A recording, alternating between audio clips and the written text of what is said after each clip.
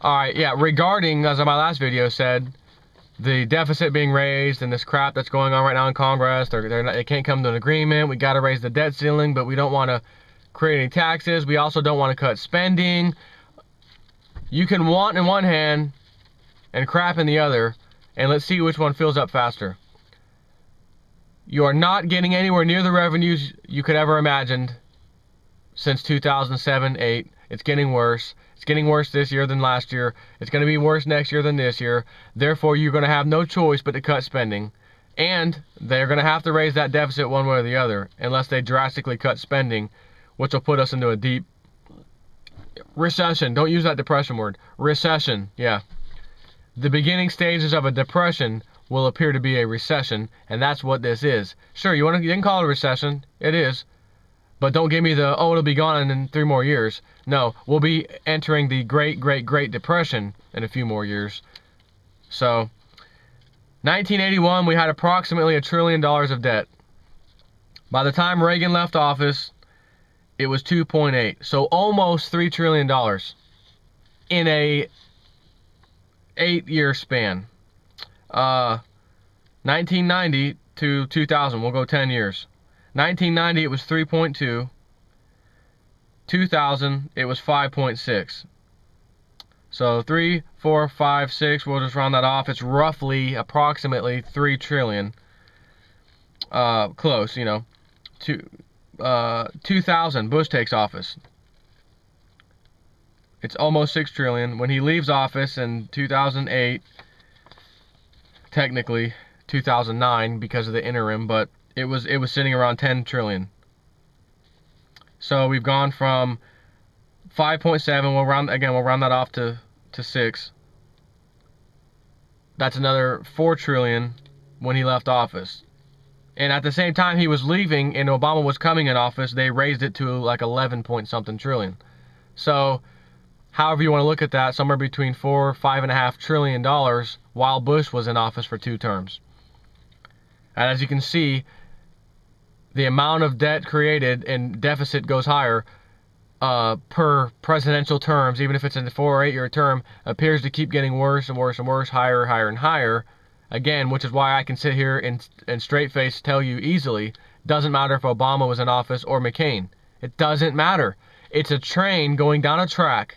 The train track has already been laid out. The train is just riding on the track. Every 4 years, sometimes 8 years if it's a dual term, the conductor president changes presidents, or the conductor changes. So now we have a new conductor on the train. Yay, this guy's he's a Democrat. Oh, he didn't do too good. All right, now we got a Republican.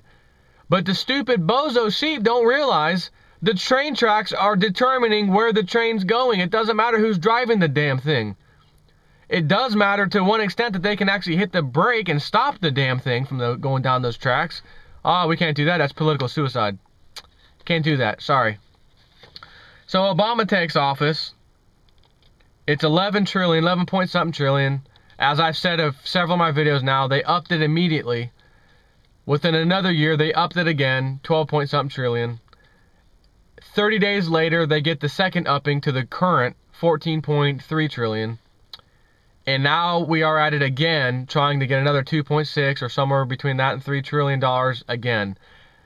How many trillions of dollars is that in the man's first term, and we don't even have him out of office yet? He doesn't even leave office for basically almost another year, unless he gets reelected. But it doesn't matter. We're just looking at one presidential term here, and we've gone from basically when he walked in office is around 9 point something, around 10 trillion. They immediately upped it as he's walking in the door, basically, and I believe it was under him getting sworn in that time period. So, I mean, I believe he was president at that time.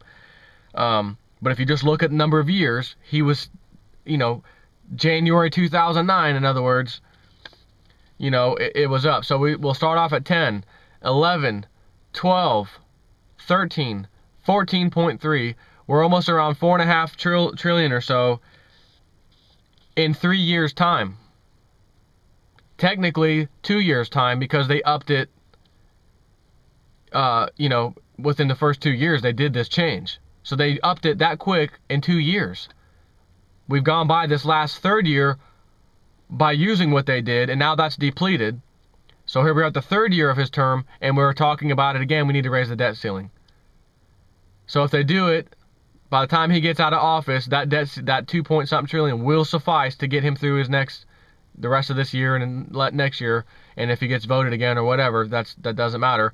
We have another year of this lasting. So if it goes from 14.3 to 16.5 or whatever they're trying to reach, that's $6.5 trillion created to last a president's 4-year term. You can see what I'm saying now, how this gap is just more debt, more debt, more debt, shorter time, shorter time, shorter time, shorter time. What happens when you reach that pinnacle, that climax of there's no more space left in this box of time? 4 years, 20 years deficits, 10 years deficits, 5 years deficits, 4 year, 3 year, 2 year. You reach a point where it just blows up. You can't raise enough deficit to meet your obligations. We are nearing that very rapidly. We're talking, I'm just guessing, 2-3 years, and I don't see how this could go on any longer. But again, with Lindsey Williams and his elite guys saying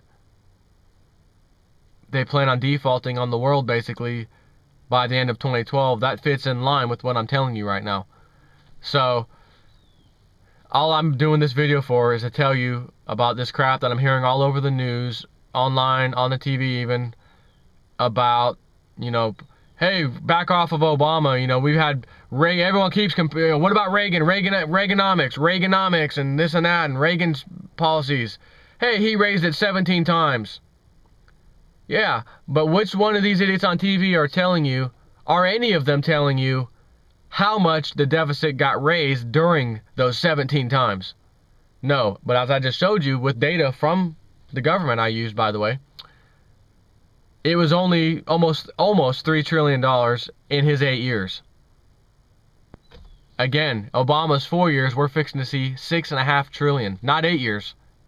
So if he got a double term, can you imagine, if we don't default on the debt, of course, what that will equal? In his 8-year term, we could see $15 trillion, $12 trillion, I don't know. So even if it was, oh, we only raised the debt ceiling twice. Well, it matters if you raise it $8 trillion one time and $8 trillion another time. That would matter. Because then you could combine all past presidents and say, well, how much did they do it combined? Oh, it didn't even compare to that. Oh. See? So that's how the news tries to fake you out, tries to form your opinion for you and hope you're too stupid to come to the conclusion that I just gave you, that I just came to. So I'm only here to wake up as I do. And I have a song for everybody that it's kind of a little parody, whatever, a little funny thing I put together. And the Beatles song, or Paul McCartney, Let It Be. And this is called Let Them Be Sheep. But I'm not going to sing it yet. I played the piano on it. I put all my tracks together, played it. It's kind of a little funny thing. But listen to the words, because it'll hit home with you a little bit. And I'll do that probably tonight. So anyways, take care.